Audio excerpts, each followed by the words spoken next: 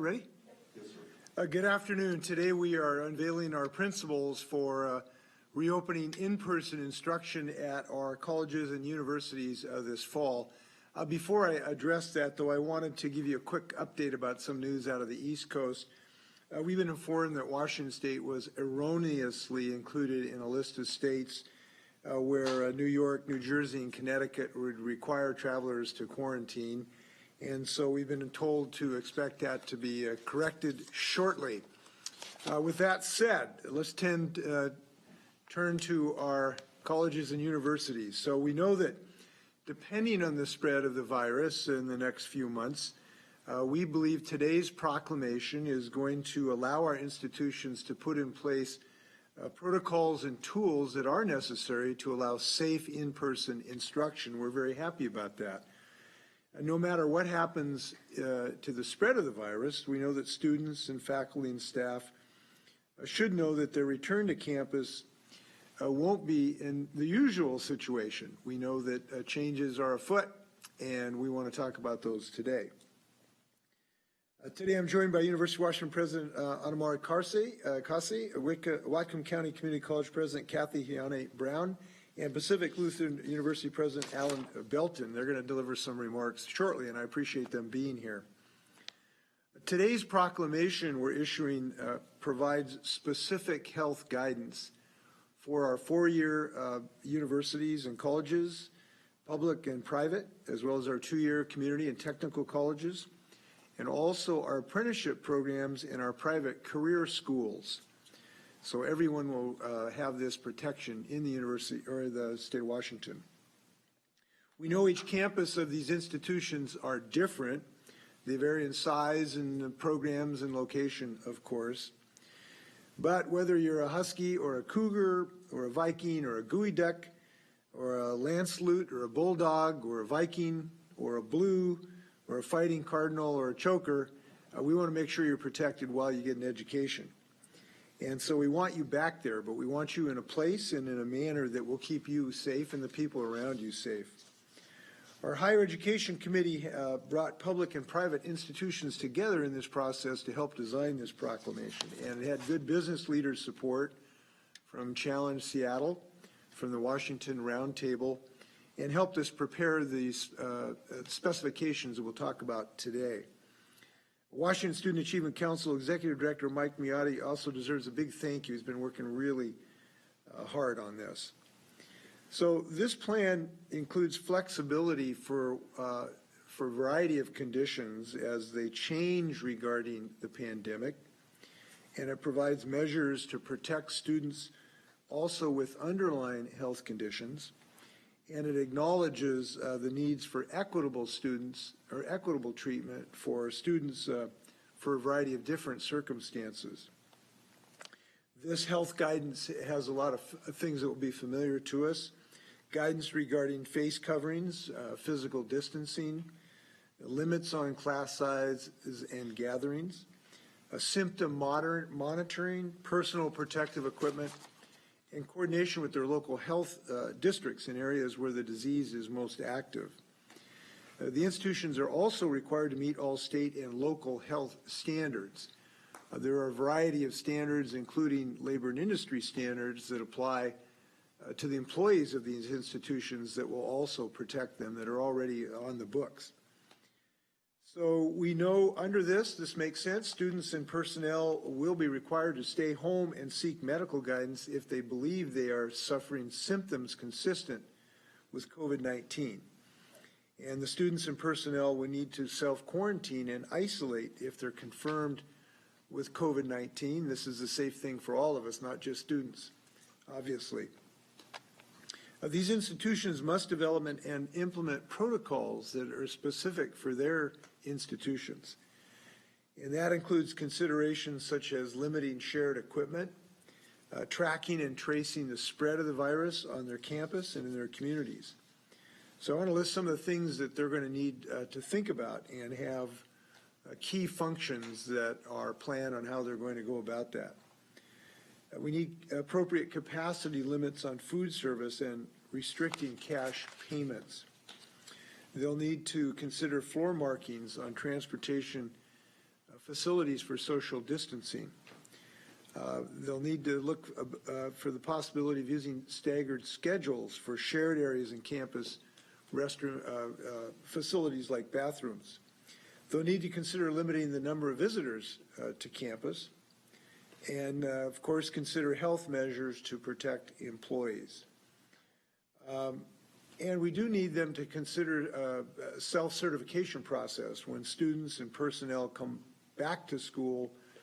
They're going to need to certify they do not have these symptoms, and that's an important thing to think about. Now, we understand not every campus is the same, so these plans are going to be specific to each campus to have their safe back-to-school plan. These institutions have already been working with their local health districts using their expertise as well, which we appreciate. So with that, I'd like to turn over for comments to the President of the University of Washington. And Amari, could you take it away? Thank you very much, Governor Inslee. I think we all agree that we have some of the very best colleges and universities in the world right here in our great state of Washington. And we've been working together closely, and that includes the 2 years, the 4 years, publics and privates, on how we can safely bring students and employees back to our campus in the fall for face-to-face instruction. Partnership has been key. We speak for 50 higher education institutions across Washington that are educating more than 550,000 students.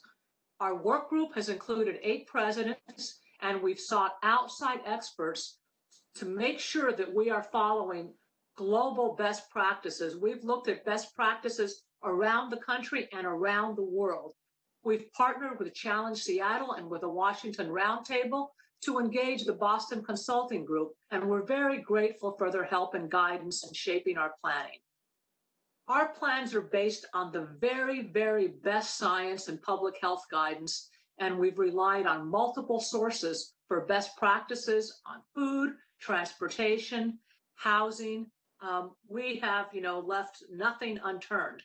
At the University of Washington, for example, and I think it's important to point out that although we are talking about bringing students back for at least limited face-to-face instruction, that it's not like all our students left. We have had over 2,000 students on our campus from March all the way now through the height of the pandemic, and we've learned quite a bit from that. So at the University of Washington, we're doing things like reducing density in our lounges. We're removing furniture and positioning the remaining pieces in small groupings of 3 to 5, so that, all the big chairs that, that used to be there for, big groupings, now they're small groupings that are well distanced. Many of our UW dining facilities are going to have greatly reduced seating with heavy emphasis on meals that can be plated and taken away. We have a lot of, take and go food. Students are going to be able to pre-order food on an app and have it ready to take when they go arrival. They can take it, in those glorious days of September outside and eat outdoors, or they can take it to their dorms on those days that are a little gloomier. Every one of our institutions is unique, and each of our plans for returning to campus are going to vary based on the need of our own institution. But we'll all be basing our decisions on the same principles. We commit to faculty, staff, and students and their families that safety will come first. We recognize that in-person learning matters a lot to students who choose our colleges to pursue their education, and we understand that, and that is part of why we are bringing them back. We're all eager to safely get back to in-person and hands-on instruction, and this plan is our pathway of doing so. And I just want to add that we have looked at every single decision through an equity lens, because that is important to all of us. Thank you. I appreciate hearing from the dogs. President Brown. Deanna Brown, and I'm the president of Whatcom Community College in Bellingham. And I'm here representing the Washington Association of Community and Technical Colleges. Together, our 34 colleges serve about 363,000 students of all ages and backgrounds in local communities and across the country and internationally across the state. Governor Inslee, first, I'd like to begin by thanking you for your leadership in creating a path for all of our college students while keeping all Washingtonians safe and healthy. Today, the need for education and training is critical. We know that thousands of laid off workers will need retraining in order to become more competitive in our new economy.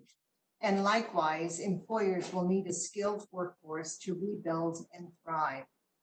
From the beginning, you considered higher education as a key player in our state's economic recovery efforts and allowed us to continue to serve students within public health guidelines. We quickly moved our instruction and services to students online. All of our colleges were able to also set up emergency funds with the help from CARES Act funding and from our colleges' foundations to support students who faced significant economic hardships. Students in certain essential programs have been allowed to come to campus in small numbers, depending on the various college protocols, to access labs and equipment with very strict safety protocols in mind. For example, here in Whatcom, instruction for students in our nursing and allied health programs will be limited to campus skills testing and lab activities that must be conducted in person. These programs were required to prioritize skills and limit on-campus time to a minimum. So when students are on campus, all safety protocols adhering to federal, state, and local public health guidelines will be met. We are fully engaged and committed to the health and safety guidelines released today in a resolution. And in fact, presidents from all 34 of our colleges meet several times a week to discuss the safety and welfare of our campus communities and to share best practices. We have also designed our programs and services in a way that allow us to pivot quickly if the COVID situation worsens. A special thanks to our students, faculty, and staff of all of our colleges for their persistence and resilience during these challenging times. Together with our university partners, community and technical colleges are here to help students learn, stay safe, and build a better future for themselves and the state of Washington. Thank you very much. Dr. Brown, thank you for doing, turning out nurses who are so heroes right now. We appreciate that. By the way, I don't know if I mentioned your mascot, the orca whales, so say hello to the orca whales for me up there. We now have President Belton of PLU. President Belton. Thank you, Governor Inslee, and thanks so much for mentioning land salute in your opening as well. It's clear in working with you and with your team that you fully understand that the reopening of institutions of higher learning are going to play a critical role in our state's recovery. In terms of our institutions being a key economic driver in the state, providing Washington employers with highly trained talent that they need, particularly in the fields like nursing that are critical to our state's recovery, and by being an engine for equity and economic mobility for all of our citizens. And while we're all eager to return to our campuses and classrooms, I'm sure I can speak for my fellow college presidents across the state when I assure you that the well-being and safety of our students, faculty, and staff will absolutely not be compromised. Now, perhaps more than ever, it is critical that institutions ensure equitable access and outcomes, and that we do everything we can to mitigate any disproportionate impacts this pandemic may have on student populations, particularly those for whom the economic stress of COVID might make them vulnerable and not be able to return to their education. Throughout this spring and early summer, colleges and universities across the state have worked diligently to cover financial aid and housing cost gaps. The 10 institutions that make up the Independent Colleges of Washington alone have raised upwards of $7 million to provide emergency student aid beyond that made available through the CARES Act. Washington's colleges and universities have also worked to provide robust online academic support, distribute computers, Wi-Fi hotspots, and other distance learning tools, and provide telehealth and virtual counseling services to our students. While each campus is unique, we remain united in our effort to support the needs of students throughout the remainder of the recovery from this pandemic. In closing, I'd also like to add that at every institution of higher education in Washington, we worked hard to make strides in how we address systemic inequities on our campuses. We've made good progress, but the events of the past few weeks have only highlighted the need and strengthened our resolve to create a more inclusive and actively anti-racist learning and working environment. At PLU, we understand full well, as do our peer institutions across the state, that writing our return to work protocols and planning for pandemic-related contingencies must not interfere with the progress of this vitally important work. So thank you, Governor Inslee, my apologies, and thanks for your continued support of higher ed in Washington. Thank you. Thanks for what you're doing. You know, it's a joy to meet your alumni around the state doing great work. I was texting with a PLU alumni from PLU. In fact, a fellow who I think he still holds the percentage field goal record for PLU, Randy Leland, from the early 70s. And it's fun to see your graduates doing great work. Well, listen, with that, I'd love to stand for questions to myself or any of our speakers. Fire away. Fire away.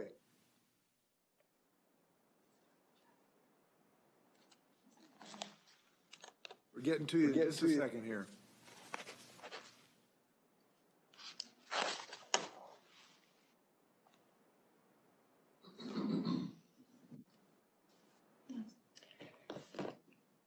Don't give up on us. First, we'll go to Rachel from AP.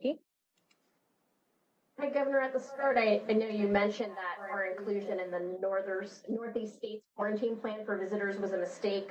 But given that there has been a spike in cases in several states, are you considering a similar visitor quarantine requirement here? We have not seriously considered that. We haven't eliminated that for all time, but at the moment, it is not under a serious consideration. And did you have a follow-up, Rachel? Yes, just as it pertains to the guidance that was kind of issued today with the colleges, I did see that the proclamation notes that counties in phase 1 or modified phase 1 may need to implement additional precautions. Can you give any examples of what those additional requirements might entail? We didn't specifically articulate those, but we thought that those counties that still have these really high rates, it made sense for the local health district to have an opportunity to review the individual campus's plan for what they think might be necessary under those particular conditions. We just thought that added layer of protection, that one more set of eyeballs on the plan made sense. And there might be a whole variety of things depending on what the conditions are in those campuses. All right, next we will go to Joe Sullivan with the Seattle Times. Joe, go ahead. Yeah, a question for the governor and then one for the administrators. Governor, curious to get your reaction to Lewis County Sheriff Rob Snaza's remark last night telling residents down there, don't be sheep, regarding your new statewide mask mandate. And then for the school administrators, I'm curious to get a sense of how you're going to assure safety in the residence halls and the fraternities and sororities. If you're going to limit number of people limiting those facilities, and what will you do if you find big parties are going on campus? Well, look, I'm disappointed. I think that people who are law-abiding, those who are wearing their seatbelts because it's law and it's safe, those who are wearing face masks because it is both the law and is safe, I just don't agree calling those folks somehow barnyard animals. They're protecting other people.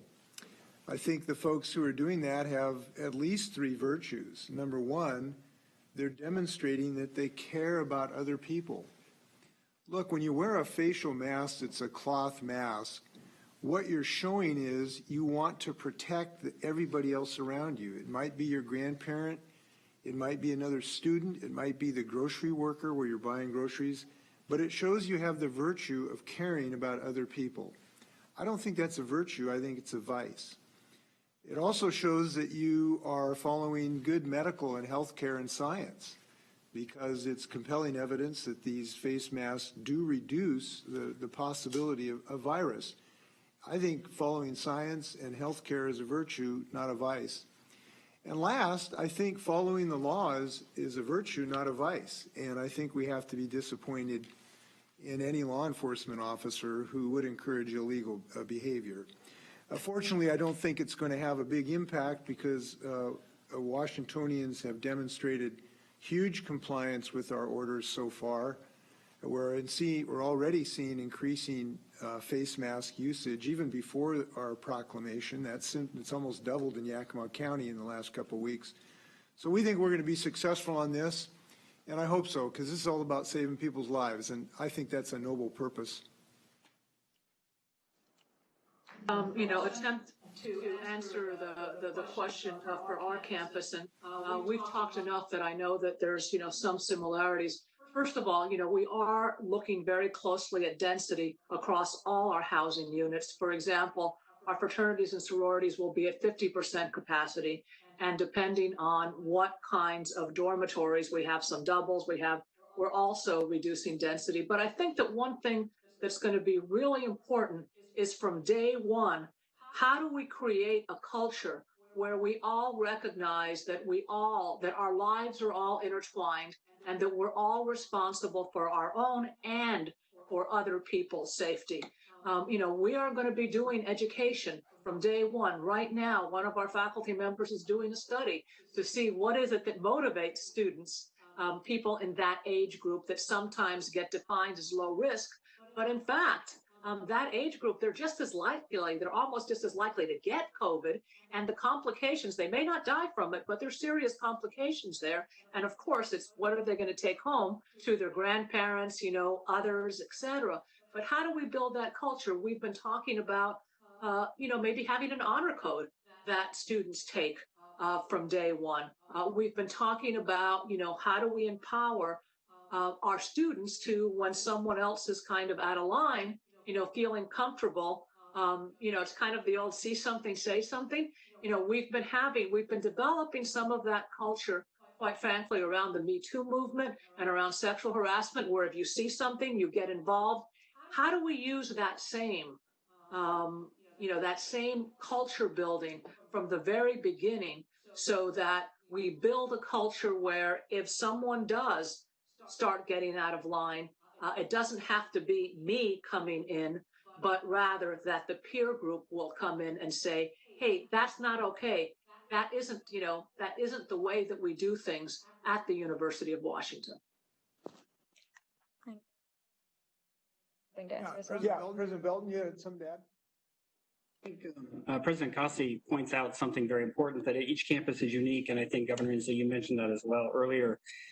We are all taking our own measures based on the type of campus and the type of residences we have. Just as an example, we're maximizing the number of singles and doubles on our campus, and I think most of the university presidents I've spoken to are setting aside rooms for isolation and or quarantine. We as a campus, PLU has eliminated a rule that we generally have that requires students that live more than 25 miles away to live on campus. We're eliminating that for a year. And then to the party issue, we're a Lutheran school, so there are no parties on our campus. Could I add these comments because they've inspired a thought, but both to your question to the presidents and the question about the sheriff. This is about demonstrating our respect and care for the other people around us. And I think that people who wear masks are not fearful or timid. They are caring and courageous. And when people on a campus remind their fellow students that, hey, masking up kind of makes sense, that shows you're caring and courageous. When people suggest that we should all follow the law, that's caring and courageous. And I think that sentiment's going to prevail in the state of Washington. Joe, would you like to ask a follow-up? No, that's it. Thank you. Okay. So next we will go to Jerry Cornfield with the Everett Herald. Go ahead, Jerry. There we go. wanted to ask first, Governor, about the testing. Yesterday, you mentioned the infection rate was reaching a danger zone on both sides of the Cascades, and numbers are surging. What can you tell us today? What have you learned today about the situation in Washington? And have you seen any evidence yet that the large-scale demonstrations and rallies around the state are having an impact on those numbers? I don't have any information that was different than yesterday. I typically get the EPI report, the epidemiological report, late in the afternoon. I haven't seen it yet. I don't think so far we've been advised that there's evidence that of increasing activity associated with those particular events. So I haven't been advised that there's evidence of that at the moment. Would you like to ask a follow-up there, Jay? Sure. The other issue I want to follow up with is on the special session you mentioned last week. One of the conversations that you were trying to do was a lack of consensus among lawmakers, and I think yourself on how it might proceed. I wondered if you're looking for consensus on non-budget issues in particular. Are you seeking consensus on a policing reform agenda for the special session?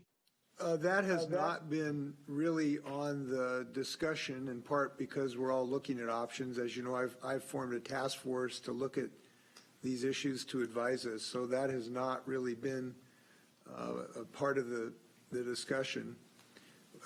It's just that we need some meaningful plan that will be fair to people in the state of Washington, that can pass both chambers and obtain a governor's signature, and that just hasn't developed at the moment. But those discussions are continuing as recently as the day before yesterday. Okay. Up next, we'll go to Keith Eldridge with Como. Go ahead, Keith. Hi, Governor. I had a chance to talk to Sheriff Snaza in Lewis County a second ago, and he said he didn't mean to say that people should defy your order. He just meant don't be a follower. Question. So we did clarify that. But how are you going to enforce this when it takes effect on Friday? Are you going to have law enforcement try to do that for you? And as you said yesterday, it'd be a gentle reminder. I mean, how are you going to enforce it? Well, that's helpful if the sheriff clarified his intentions. If that was not his intention, I think it's very helpful that he's indicated that, and I certainly appreciate that. Look, what motivates people to wear a face mask is principally you don't want to hurt somebody else. You don't want to kill somebody else. You don't want to give people unknowingly a virus. That's what really motivates people to do this. And as increasing numbers of people realize we can unknowingly infect a grocery store clerk I'm talking to or my grandparent that I'm visiting, as people come to understand that, that's what motivates people to wear a mask, that they don't want to hurt somebody else.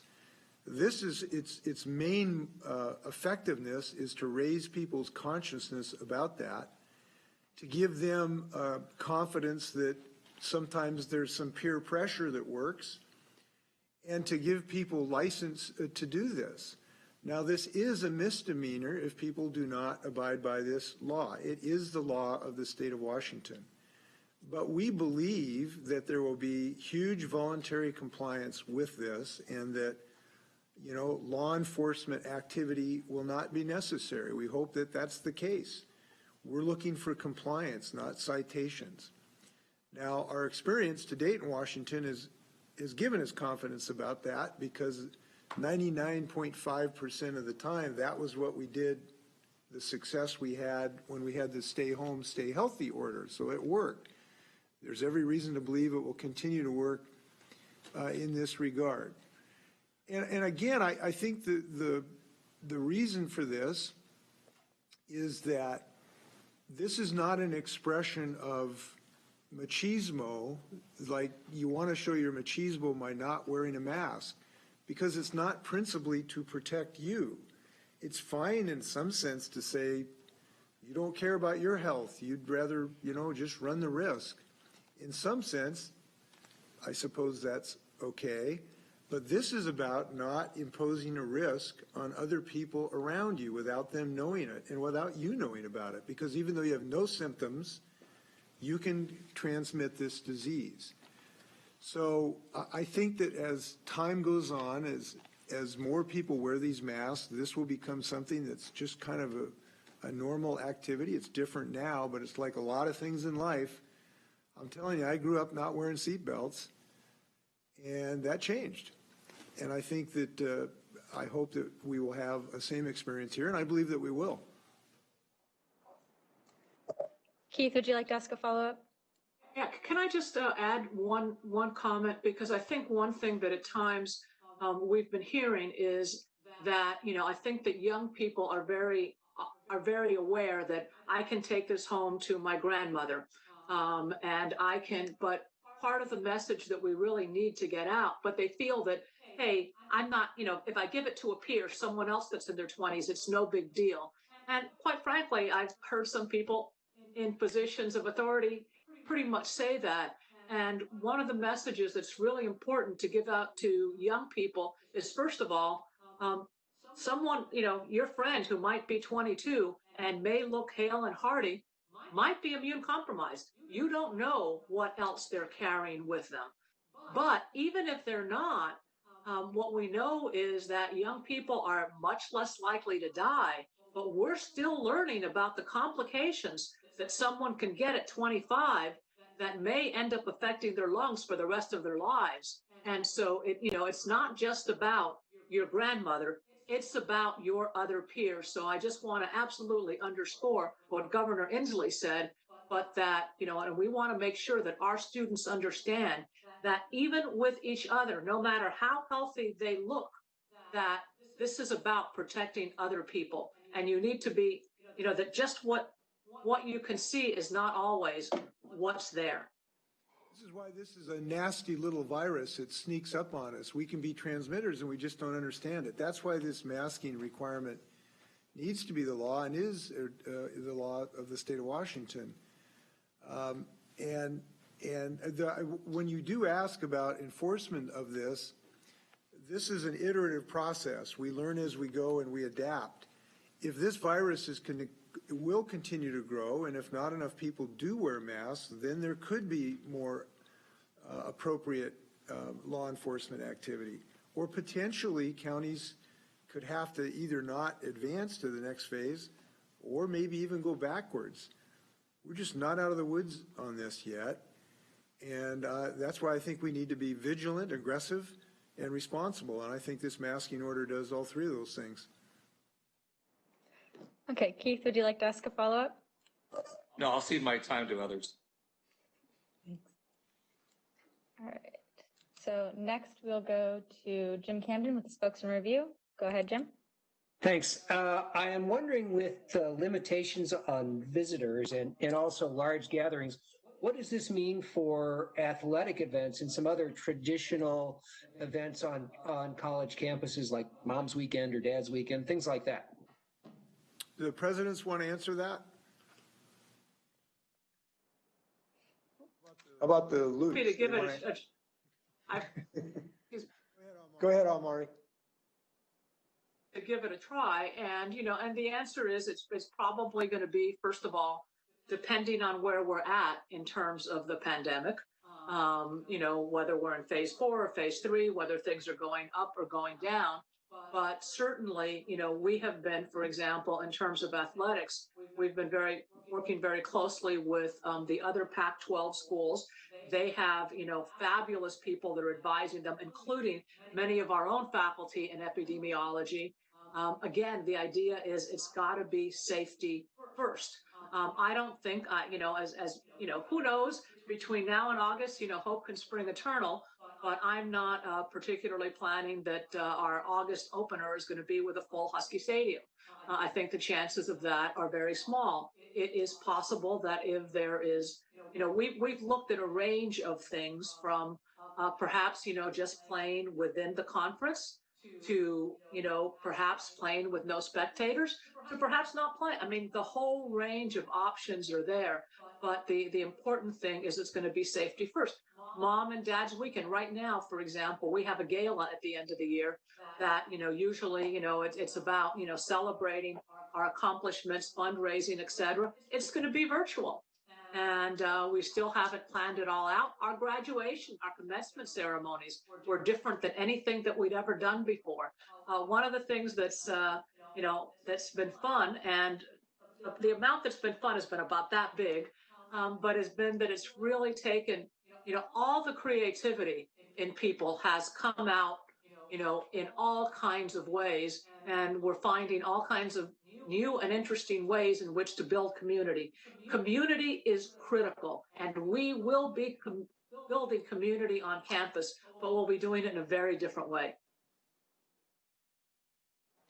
Time for a few more questions. Yeah, Jim, did you have a follow-up? It's a technical thing. Will the colleges be enforcing wearing of masks in the dorms when the students are out of their rooms? I'll have presidents answer that question. Sure, I can take a stab at that from a PLU perspective, and I know that most of our peer institutions are treating this the same way. So we've all developed pretty comprehensive plans, and we've actually worked together across platforms, so the publics, the privates, the community and technical colleges, to think about our responses depending on what phase we're in. Now, I know that this current proclamation really kind of disconnects the university's return from phases overall, although the governor pointed out phase 1 and 1.5 have some different restrictions on them. We all have plans for what happens when students are in the classroom, when students are in their dorm rooms, when they're in common spaces, when they're in dining halls, when they're outside. And so generically, we are going to require masks for our students on campus in the classroom and even outside if they cannot physically distance. So as a general rule, if a student cannot physically distance, if an employee or a faculty member cannot physically distance, mask will be required. That this isn't just about students, this is also about employees and faculty. If you're working in your office alone, you don't need to wear a mask. But if there's someone else there, there's an expectation that it's a mask. We've been talking about, but we don't have finals. There might be cases where, there might be a pod of 2 that within that pod of 2, just like within a family setting. But certainly when you're talking about outside of the room and with other people, it is the expectation that unless things change and we get to a different stage, that we'll be wearing masks and they'll have a big W on it and we're going to look great in them. And the same here for all the 2-year colleges. We'll be practicing those social and physical protocols. And so here again, I echo that will be the practice, like many of our partner institutions.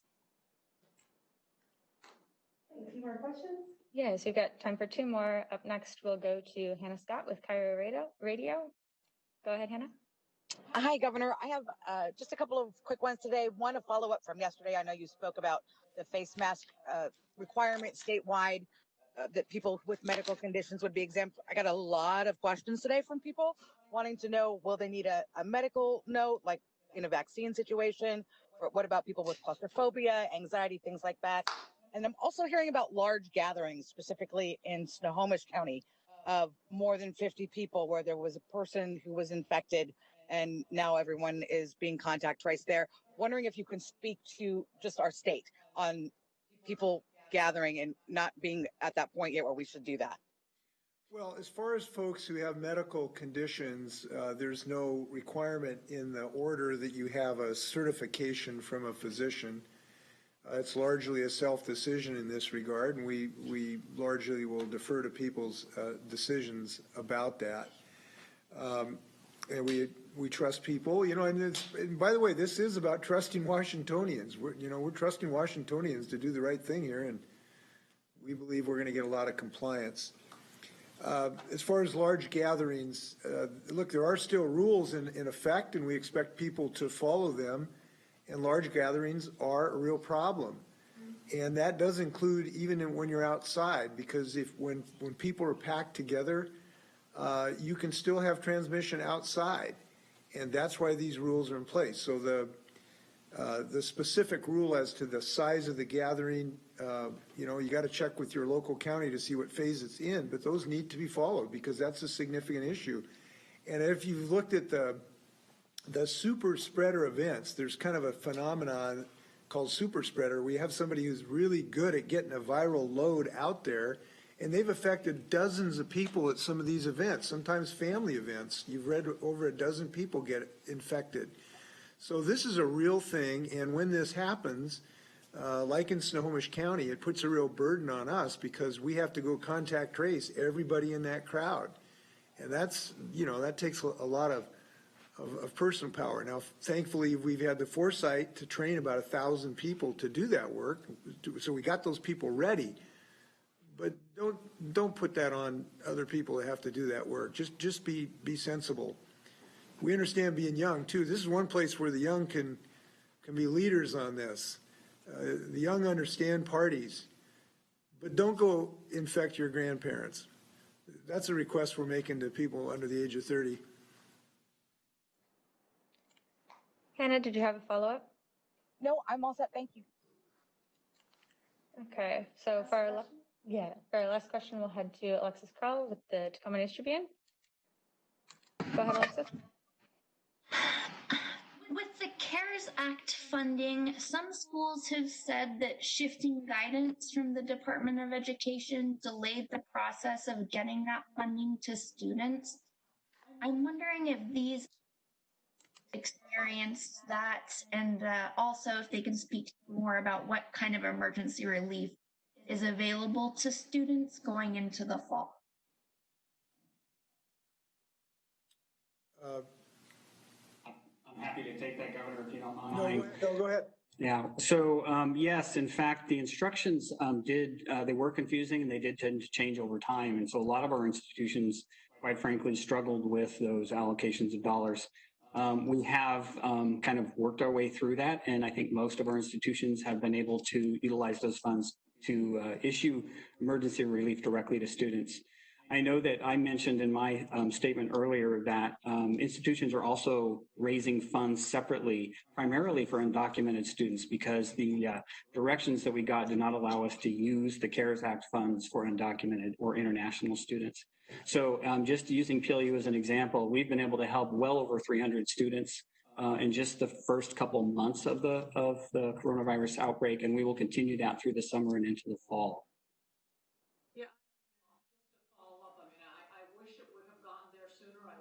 It would have been less paperwork, all of that, but it did get there. I'm trying to remember the exact numbers, but I think more than 9,000 of our students, we have a very large student population, got checks of $1,000 or more. We did absolutely, any student that was undocumented but met the same requirements as the other students, we also made sure that they got the equivalent amount. And, we had an emergency fund before, and we have been actively fundraising to make it bigger. The kinds of difficulties that our low-income students, our students of color have had are really, pretty tremendous. We've also done things like made sure that we had laptops. We, handed out thousands of laptops so students could be working at home, hotspots. Some of the emergency funds went to internet. So the CARES, I want to be very clear that we so appreciate the money that we got from the CARES Act, but we've also had to put other resources in there as well. And all of our colleges, two-year colleges, were also heavily involved in making some CARES Act funding available to students as well as private donations. Students were asking for housing and rent relief. I think that was by far the most significant ask. But they were also looking for tuition assistance as they were trying to complete their spring quarter. And we also gave out assistance for books as well as laptops. And here again, laptops were a needed piece of technology by all of our students, having gone remotely for instruction. And of course, in the rural areas, a lot of students were very concerned about their ability to access internet. And so we created hotspots around the campuses throughout the state. So definitely we anticipate that all of the colleges will have available some money for the summer as well as the fall, and we'll just try to make the application process easy so students and all students can access these dollars. Alexis, did you have a follow-up? Yes. I'm wondering what large lecture classes might look like in the fall?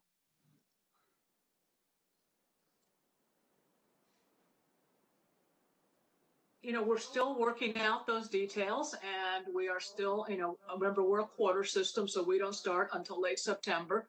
But I think that, we'll be seeing online work in terms of the lecture part of the class.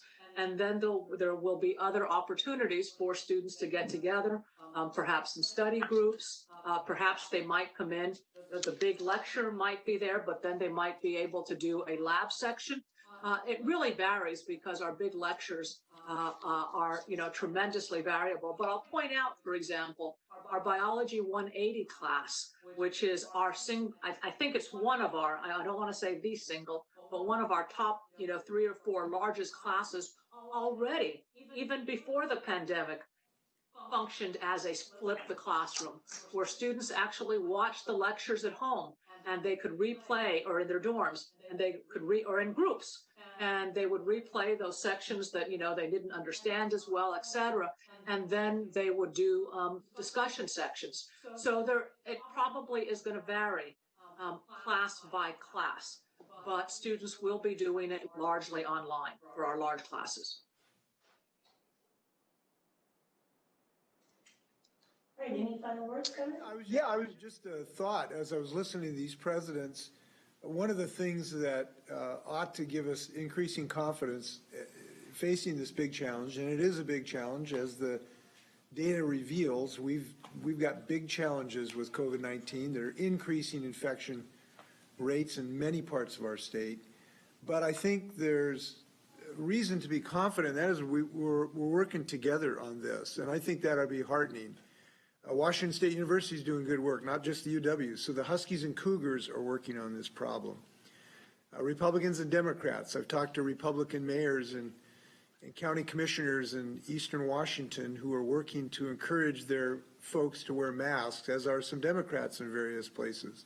Nurses and doctors are working together who have been heroes. I just think in difficult times, the thing that works best is to work together. And I think we're seeing that happening, and that ought to be encouraging to us. So let's keep up this work and wash your hands, mask up. Thank you.